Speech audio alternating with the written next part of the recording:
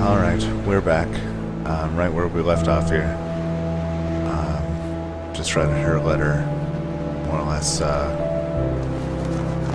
what kind of trouble she's going to have to deal with. And how she's going to deal with the things here. Let's see what this bottle has to say. We've been through so much already. This is a new degree of tragedy, but it's not so much different from the struggle we've already been living. We pressed into God. We pressed into faith. We fought until we found peace. We stood in peace when our flesh wanted to strive more. We stood in peace when it started to feel like laziness or foolishness or both. We waited for God to direct us specifically in prayer because all the directions we had initiated had not panned out. We prayed for no nausea because that's what we felt in our spirits we were supposed to pray, even though we'd prayed it countless times before while Joel continued to vomit.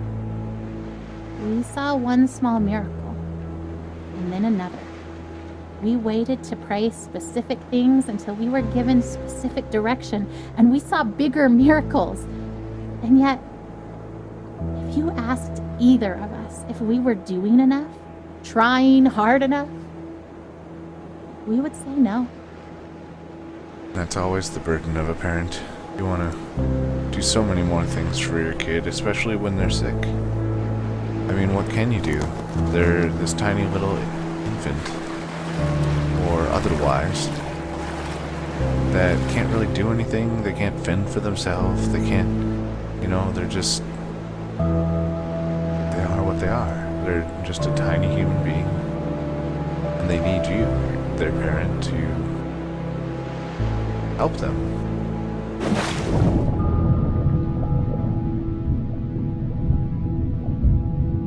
When they still get sick or still are sick. Her expectation is so maddening sometimes. You know what she wrote on the eve of Joel's first surgery? The one back in January when we first found the tumor? I seriously feel like a kid on Christmas Eve. I'm pleading for God to spare his life, and I'm tempted to despair because self-inspection leads me to conclude I shouldn't expect much of anything.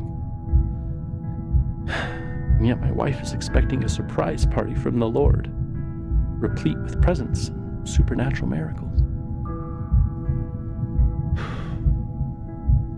I envy her.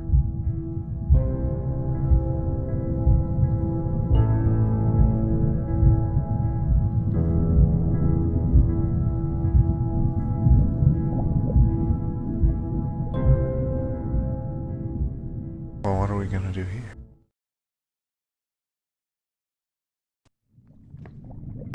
Joel, the baby knight. Hop in bed, boys. Let's go. Boys, get in bed. Oh, can you at least tell us a story?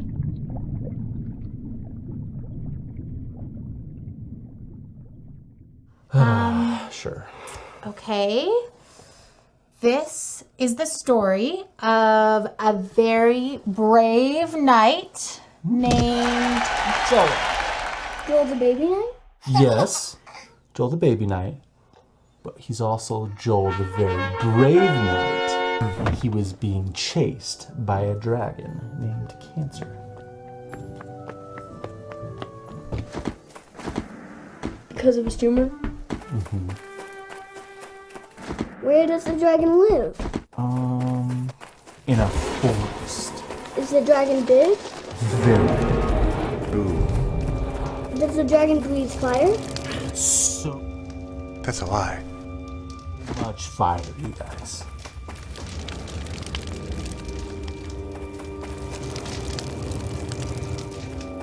So, Joel has armor, like a sword and a shield and stuff? Ooh, or maybe a spear? Yeah, that sounds good. So brave. No.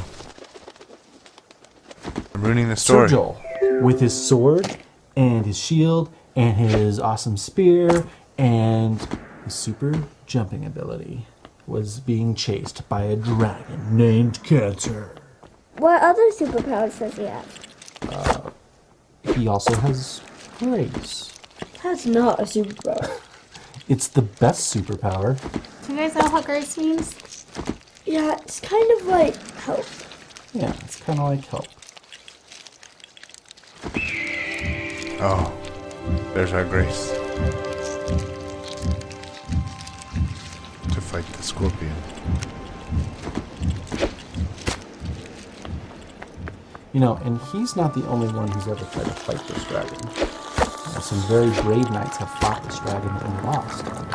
And some are able to drive the dragon off. And they can go home and they can quit fighting in the kingdom of safe. Joel's been fighting this dragon for a long time. Uh-huh. A long time. But Joel found a nice empty cave where he could rest. And it seemed like the dragon couldn't find him. But just when he thought that the danger was past, the dragon found his hiding spot and came after him in the cave. Well, that dragon's going to kill Joel. Joel's going to lose. Why do you say that? Because Joel is just a baby. Babies can't kill dragons. You're right. A baby can't kill a dragon. But it's the best part of the story. God fights for Joel. So he fights that dragon cancer right with Joel. And we know that God can win even if Joel can't. That's grace. Oh no. Well, what about Tim from Church Mom? He died from cancer. Wasn't God fighting for him? Didn't he have this? Of course, God Oh, no. fought for Tim too. Tim fought so well. He was so brave and so strong that God let him rest. It may have seemed like the dragon wanted his Tim to die. But we know that Tim's in heaven, that he's with God, that God is so proud of him. So maybe for Tim getting to be done fighting was grace.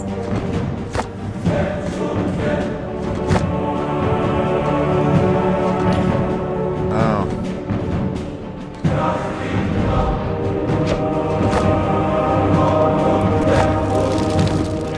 Ah, this isn't gonna go well. I love the soundtrack though.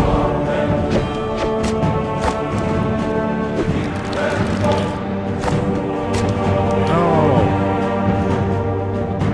Was I supposed to? Was I unable to make this?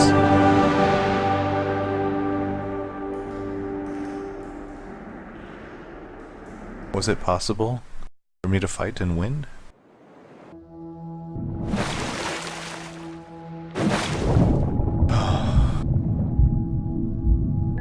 I'm drowning.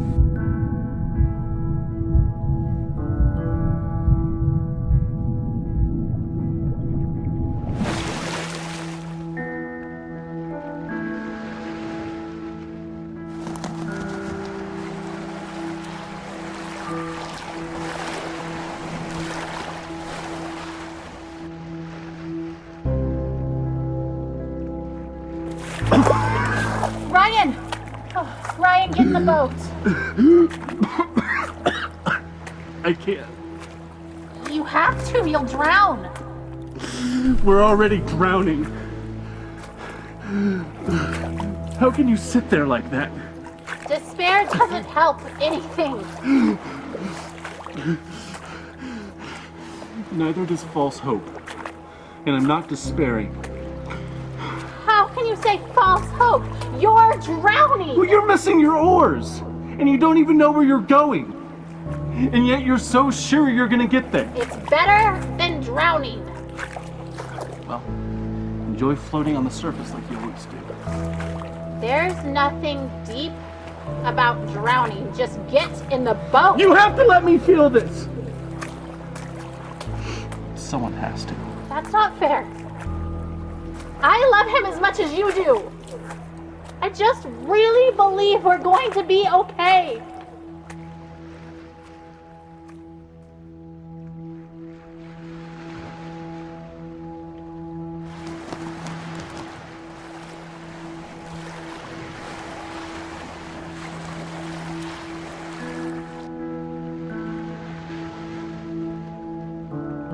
I'm sure my expectation looks like denial. But seeing Joel dying does not make me any less certain that he will be healed. In some ways, I feel more certain. Not because the same doubts don't come to me, but because I know that they will not be entertained much longer. Because this chapter is almost finished, and we will have an ending one way or the other. So the doubts and fears that make me reaffirm that even if I'm wrong, this is where I stand, become less and less powerful.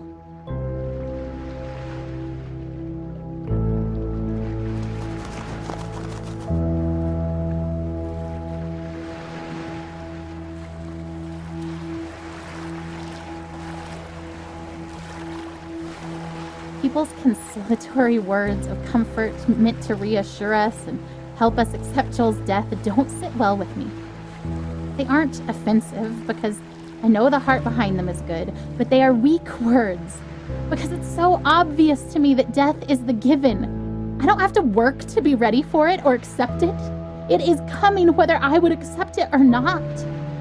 It has been coming slowly for so long. I don't have to work to understand that Joel is dying. It is obvious. Heaven is amazing. And so I'm not worried about death. It will come regardless of where I stand and wait. But now, death is circling close enough for redemption to finally feel closer.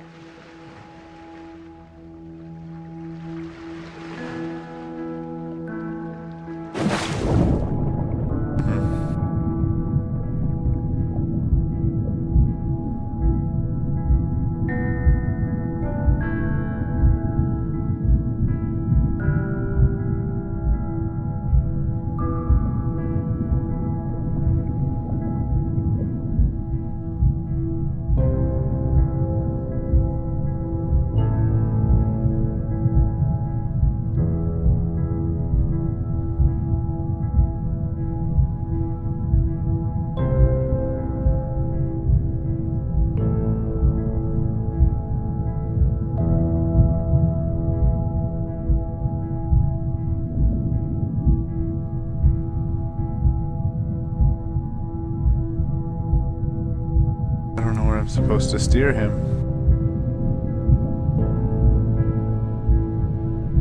We're going for the surface.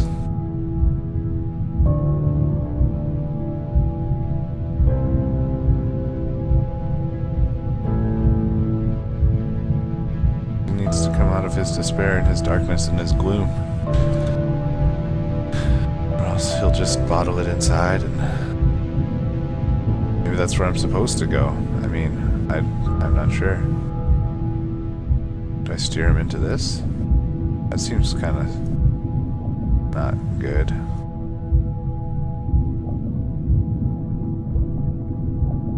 Now he's going down. I don't think that's where we want him to go.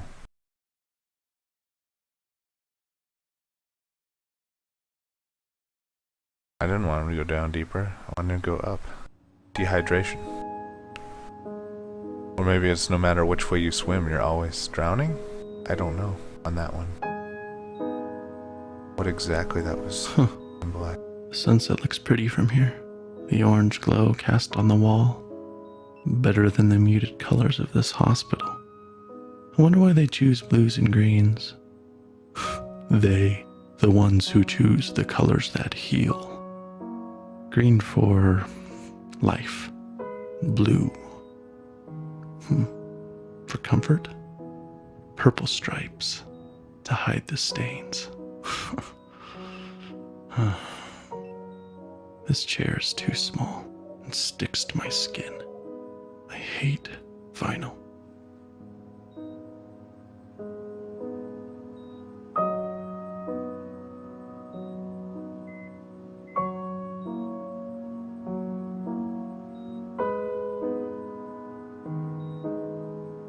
Blue, purple.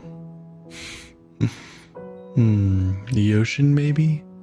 No, under the ocean.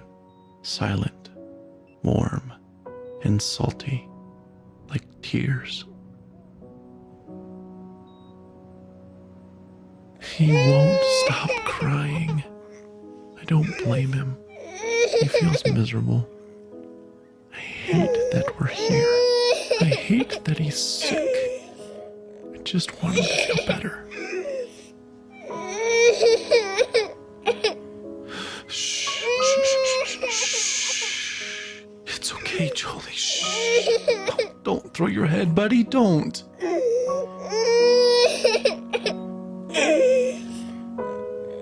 Here we go. Bouncing around. Do you like that? Oh, I love your giggle. Bounce around. Is that funny?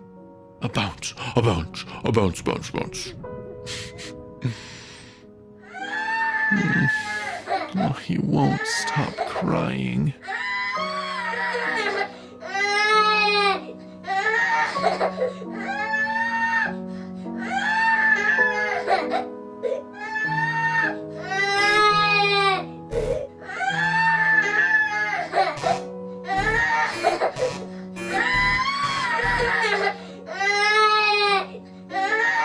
I'm hungry. I wonder if he's hungry.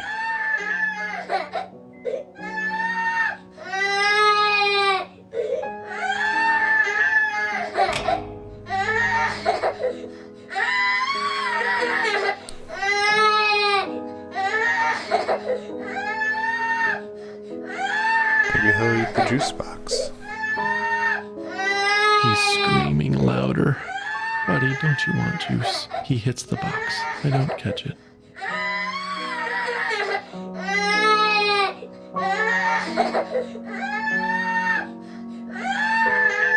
What else can I point towards him? We'll try another juice box then.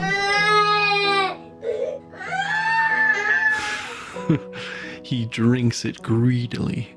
Big, deep gulps. Okay, Jolie, that's enough. Breathe, kiddo. And he does. And I wipe his face of snot, and tears, and juice. And then he vomits, and I catch it. I always catch it.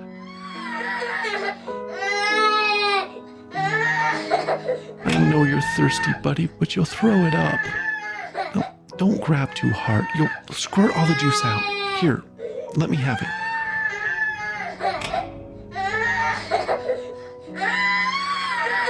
It's so late, Joel. Lay down. I can't hold you. I can't make you feel better.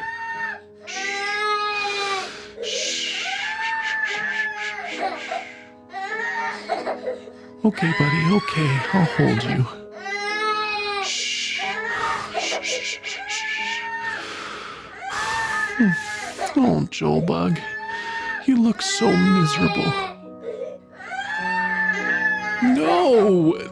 Don't hit your head on the bars, Joel. Joel! I know you're mad. Please stop. Please. Stop. I shake. I weep. I pray. I plead. I need peace.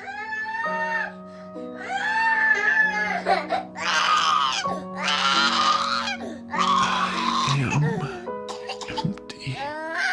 You are. I don't know all that you are. You are there. I want you here. I want you to call my son. I cannot. And you've brought us this far. He's still here. Not dead. Not there. With you. Oh God, I want him here with me. Please.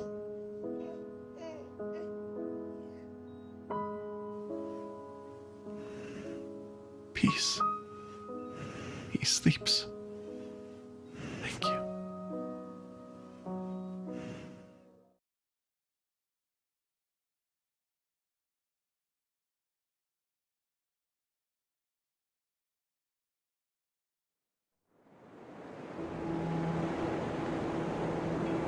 Once again, it's one of those things that are hurting and you can't do anything about it. There's a story in the Bible where Jesus and his disciples are on a boat. and a furious storm hits the sea, and everyone thinks they're gonna die. Where do you think Jesus is? Rowing alongside them? No. He's asleep in the back of the boat. So his disciples are freaking out and wake him up, and they say, "Don't you care if we drown?" So Jesus gets up and he says to the storm, "Quiet, be still." And the sea becomes completely calm. Then he asks his disciples why they are so scared and if they have any faith at all. Like he was frustrated with them. Because even though Jesus said, "Let's go to the other side of the lake," his disciples thought he was going to just let them die.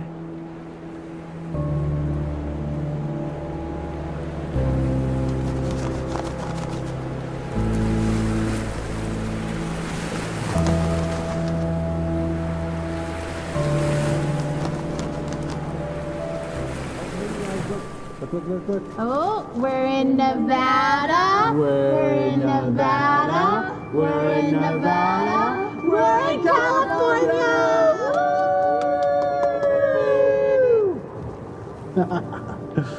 So, now that we're in California, how much longer to San Francisco? About 3.5 hours, bud.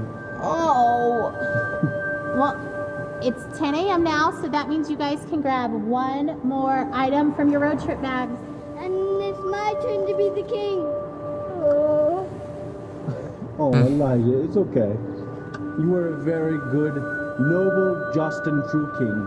But now we have to do it as it wants.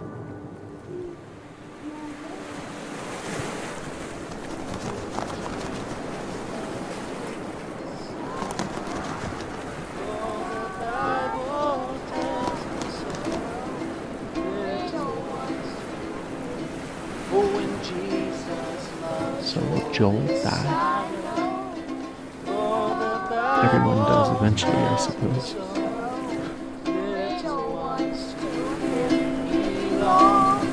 They are weak, but he is strong.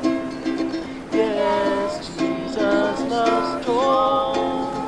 Yes, Jesus loves Joel.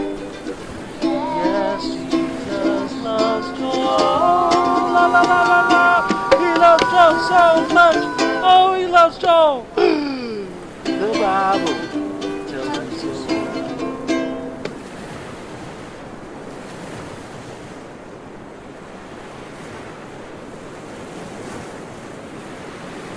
But more than that, if he does die, will Jesus even care? Will he weep for him as he did for Lazarus?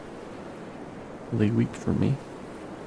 I think greater than my fear of death is that of insignificance. Or rather, my default assumption is that my thoughts and passions and loves and the stuff of my being are insignificant. How could the creator of all that is and ever was love my son as he did Lazarus? And could my soul stranded on this blue raft awash in a sea of stars, ice, and dust matter enough to him to turn his hand in mercy?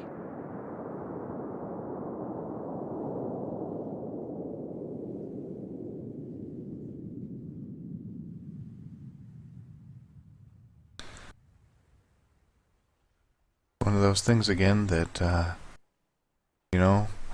hospitals, all these places, these facilities that take in so many people as well. It's kind of a question of, do they really care about their job and the person they're caring for, those types of things. They just see so many people, so how could they possibly care? But it is my belief that they do, both with the passion and just, and because it is their paid profession. But it is something that they love when it comes to something such as healthcare or teaching or those who take care of people with special needs. It's not something that they, it's not just a job to them. It's something that they do out of a passion and caring and nurturing of others. But I'm going to go ahead and cut this one, and hopefully we can get this all wrapped up in another one last part here, just to try and stop segmenting these. But Thanks everybody for watching, and I will see you guys shortly in the next one. So, thanks for watching.